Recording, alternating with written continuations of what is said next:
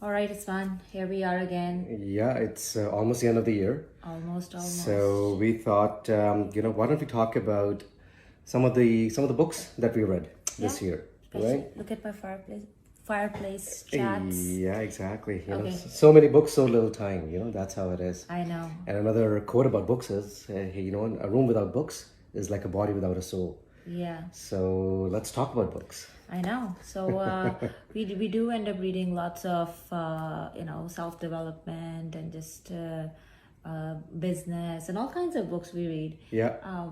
This year, two or three books that I really remember that I enjoyed reading.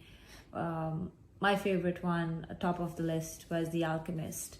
And my favorite thing about that was, I think, just the overall journey of Santiago, that's the name of the character, and then how he dreams and how he makes sure that his dreams come true.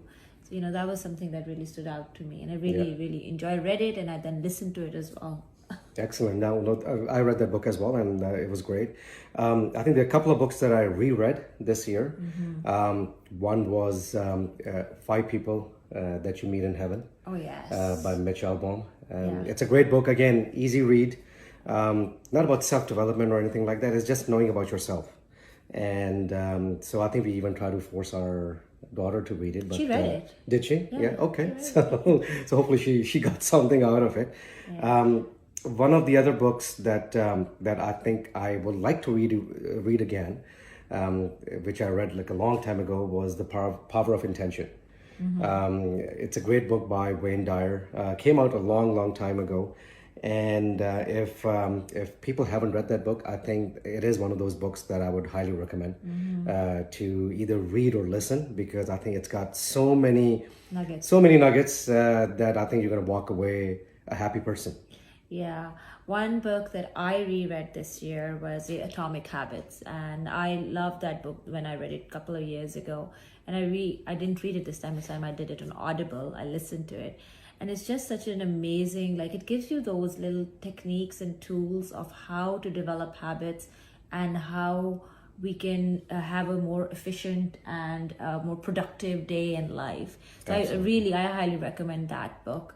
Another one that I read was The Answer, because we practice a lot of these, the gratitude journals and affirmations. We write our affirmations every day. What I loved about that book, especially the first 5 chapters or so, it talks about the science behind affirmations, the science behind writing your affirmation or saying your affirmation, like how it works. So I will, if you're that person who practices affirmations and gratitude and all that stuff, I would highly recommend that you read that book just to understand how it works. Yeah. So again, so many books, so little time. Yeah. We can talk about a lot of stuff. Yes. But I think books is like one of those, one of those things, one of those jewels that we always, I think, underestimate. Definitely. Life is short. I think there's so much knowledge and so much, wisdom out there.